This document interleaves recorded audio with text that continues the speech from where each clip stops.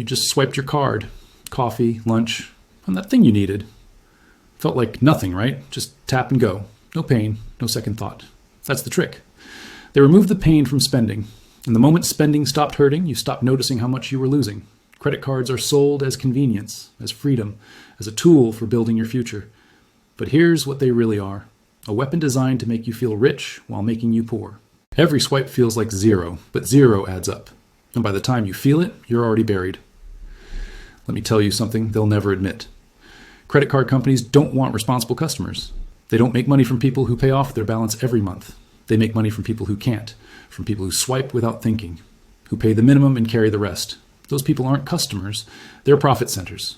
And the entire system is designed to turn you into one. Here's how it starts. You're young. You get your first card, maybe in college, maybe right after. They make it easy, pre-approved, no income verification. Just sign here. Congratulations. You're building credit. Except you're not building anything, you're being built into the perfect consumer. Someone who spends money they don't have on things they don't need because it doesn't feel real. Not yet. The first few purchases are small, harmless, you pay it off. No problem. This is great, you think. Free money for a month, rewards points, cash back, you're winning.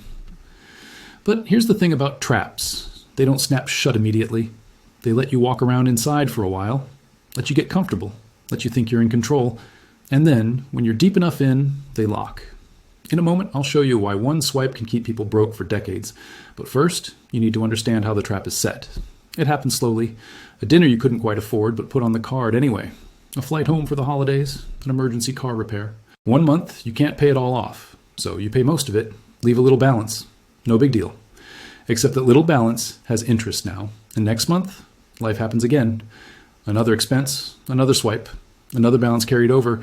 Within 6 months, you owe more than you remember spending. And you can't figure out where it all went? Here's what makes credit cards so dangerous. They divorce spending from consequence. When you hand over cash, you feel it leave. You see your wallet get lighter, your brain registers loss. But swiping a card, that's just emotion, a tap, a second of contact. There's no emotional weight to it, no pain.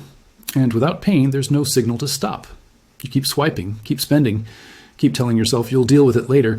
But later never comes. It just becomes now with more debt. Think about how many times you've swiped your card today. This week, this month. Do you even remember what you bought? Probably not. Because it didn't feel like buying, it felt like nothing. That's the design. To make spending so frictionless that you stop tracking it. Stop caring. Stop noticing that you're bleeding money with every tap. I know someone who bought a jacket on sale. Great deal. 50% off. Put it on the card. Felt smart. 3 years later, they're still carrying that balance.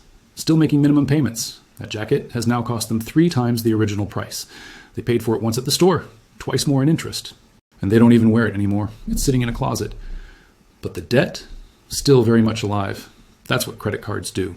They turn a good deal into a disaster you're still paying for years later. Let me show you how the math destroys you. You carry a balance. Let's say you owe money on your card. You make a payment every month. You're being responsible. Except most of that payment isn't touching your actual debt. It's going to interest. The bank's cut for letting you borrow money you've already spent. So you're paying and paying and paying, but the number barely moves. You look at your statement and think, how is this possible? I've paid so much. Why do I still owe almost the same amount? Because the game is rigged. And you agreed to play it the moment you signed up. Stay with me, because what I'm about to show you will change how you see every purchase. Credit card companies have run the numbers on you. They know exactly how much you make, how much you spend, how likely you are to carry a balance.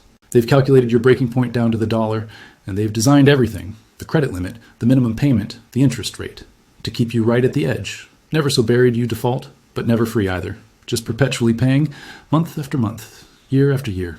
That's their business model. Not helping you, trapping you. You know what the worst part is? You don't even get to keep most of what you bought. That shirt you charged 2 years ago, you threw it out.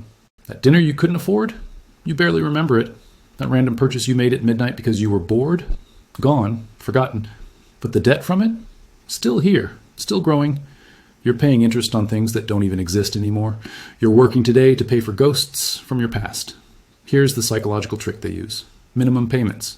You see that number on your statement and think, okay, I can handle that. It's not that much. So you pay it, you feel responsible. Like you're managing your money. But that minimum payment, it's designed to keep you in debt forever. Pay only the minimum and you'll be paying for decades. Literally decades. For purchases you made in a single afternoon. Let me break down what this really means. If you owe $10,000 on a card and only make minimum payments, you won't pay it off for over 20 years. 20 years. And in that time, you'll pay nearly $20,000 in interest alone. You'll pay for that debt twice. The thing you bought is long gone, forgotten, worthless. But you're still sending money every month to pay for it. That's not financial management. That's financial slavery. And here's the thing that should terrify you. Credit cards train you to ignore your financial reality. You stop looking at your bank account because it's depressing. You stop checking your balance because you don't want to know. You just swipe and hope it goes through. And when it does, you feel relieved instead of alarmed. That's how normalized this has become. We're relieved that we're allowed to go deeper into debt. That's not smart money management. That's financial denial dressed up as convenience. Let me paint you a picture of what's really happening. Every time you swipe that card for something you can't afford right now, you're borrowing from your future self. You're saying, I want this now, and I'm willing to let future me deal with the consequences. But future you isn't some separate person. It's you, older, more tired, with the same problems plus interest. You're not treating yourself. You're stealing from yourself, from the life you could have if you weren't constantly paying for the life you already lived. They give you rewards to make you feel smart, cashback, points, miles. Look how much you're saving, they say. But you're not saving anything. You're spending more to get rewards that are worth a fraction of what you spent. It's a magic trick. They show you the shiny reward in one hand, while the other hand empties your wallet, and you thank them for it. You brag about your points while carrying a balance that costs you more in interest than you will ever earn in rewards. They're paying you pennies to give them dollars and calling it a benefit. Studies show that people spend up to 40% more when using cards versus cash. 40%. Same person, same income, just a different payment method. That's how powerful the psychological disconnect is. When spending doesn't hurt, you spend more. Simple as that. And the credit card companies know this. They've known it for decades. That's why they fight so hard against any system that would add friction back into spending. They need it to feel effortless, because effortless spending is profitable spending. Here's what nobody tells you about credit card debt. It changes how you see money. When you're in debt, every dollar you earn is already spoken for. It's not yours. It belongs to the card company. You're not making money. You're paying back money you already spent. Your paycheck isn't income. It's damage control. And the longer you carry that debt, the more your brain accepts this as normal. You forget what it feels like to actually keep what you earn, to have money that's truly yours. That psychological shift is more dangerous than the debt itself. Because once you accept that you'll always owe someone, you stop fighting to be free. Look around at everyone you know. How many of them carry credit card debt? Most of them, right? They all have the same plan. Pay it off eventually, when things calm down, when they get a raise, when life gets easier. But life never gets easier. It gets more expensive. The car breaks down, the medical bill arrives, the holiday season hits, and that eventually never comes. It just becomes 10 years later with more debt and less hope. The finish line keeps moving further away the longer you chase it. The credit card industry makes over $100 billion a year in interest and fees. $100 billion. That's not money they earned by creating value. That's money they extracted from people who swiped without thinking, from people who trusted the system, from people who believed they were building credit when they were really building chains. Every dollar of that $100 billion came from someone's paycheck, someone's future, someone's dream they had to give up because they were too busy paying off the past. You want to know the saddest thing I see? People who have been paying their credit card for 5 years and still owe almost what they started with, they've paid thousands, literal thousands of dollars, and they're not even close to free. They'll pay thousands more before they're done. If they ever finish it all, that's not debt. That's a life sentence. And the crime was wanting something now instead of waiting. The punishment is years of payments for things they've long forgotten. Things that brought them a moment of satisfaction and years of regret. Here's another thing they don't tell you. Credit cards are designed to be confusing. The statements are deliberately complicated. The terms and conditions are written in legal language no normal person can understand. The interest calculations are opaque. The fees are hidden in fine print. This isn't an accident. Complexity is a feature, not a bug. Because confused customers don't ask questions. They just keep paying. They assume the charges are correct, that the interest is what it should be, that the fees are justified. Most of the time, they're wrong. But they'll never know because checking would require understanding. And understanding would require time they don't have while they're busy working to make the next payment. Think about what credit cards have done to your relationship with money. You used to know what things cost. You used to feel the weight of a purchase. Now, you swipe and forget.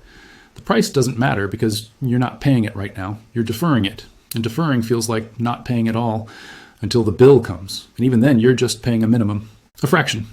So you never feel the full weight of what you've spent. The pain is spread out, diluted, made manageable. And that's exactly how they want it. Because if you felt the full cost all at once, you'd stop. You'd be horrified. You'd change. But spread out over months and years, you just accept it, normalize it, keep doing it. Here's the brutal truth they don't want you to realize. You don't need a credit card. You think you do. You've been told you do. Build credit, handle emergencies, earn rewards. But it's all marketing. What you actually need is money. Real money. In your account. That you control. Not credit. Not access to someone else's money at 20% interest. Your own money. And every month you carry a credit card balance is another month you're moving further away from having that. Let me tell you what happens when you don't have credit card debt. You sleep better. You stress less. You make decisions based on what you actually want, not what you can afford to finance. You stop dreading the mail, stop avoiding your bank app, stop feeling that low-grade anxiety every time you think about money. That's what freedom feels like. And most people carrying credit card debt have forgotten that feeling even exists. They think stress about money is just part of being an adult. It's not. It's part of being in debt. And there's a difference. Every swipe is a choice, not just to buy something, but to stay trapped, to keep playing a game you can't win, to trade your future for your present. The credit card in your wallet isn't a tool, it's a test. And most people are failing it every single day without even knowing they're being graded. They think they're being smart, strategic, building credit, managing cash flow. But they're not. They're just making banks richer while making themselves poorer. Here's what I want you to understand. This isn't about being perfect with money. This isn't about never buying anything. This is about seeing the system for what it is. A trap designed to extract maximum profit from minimum awareness. Credit cards work because people don't think. They swipe on autopilot. They trust the system to be fair. They believe the marketing about rewards and benefits. And they end up trapped in debt they can't remember, accumulating for things they can't remember buying. That's not bad luck. That's good design. From their perspective, you can stop right now, cut it up, pay it off, refuse to play. Or you can keep swiping, keep paying minimums, keep telling yourself you'll handle it later, but later is going to come. And when it does, you'll wish you stopped sooner. You'll wish you'd seen this for what it was before you lost years of payments to it, before you paid triple for things that are already in the trash, before you handed over thousands of dollars in interest for the privilege of spending money you didn't have. Every swipe makes you poorer. Every payment that's not the full balance keeps you trapped. Every day you carry that debt is a day you're not free. And the time you spend paying for the past is time you'll never get back. Time you could have spent building something real, investing in your future, living without that constant weight on your shoulders. But instead, you're making payments, feeding the machine, playing a game that's rigged against you from the start. The credit card scam isn't complicated, it's just effective. They made spending painless, made debt normal, made minimum payments feel responsible, and millions of people fell for it, are still falling for it. Will keep falling for it until they understand what's really happening. You've been taught that credit cards are a normal part of adult life, that everyone has them, that you need them. But you don't. You need money, you need control. You need to stop giving away your future one swipe at a time. The choice is yours. And now you know.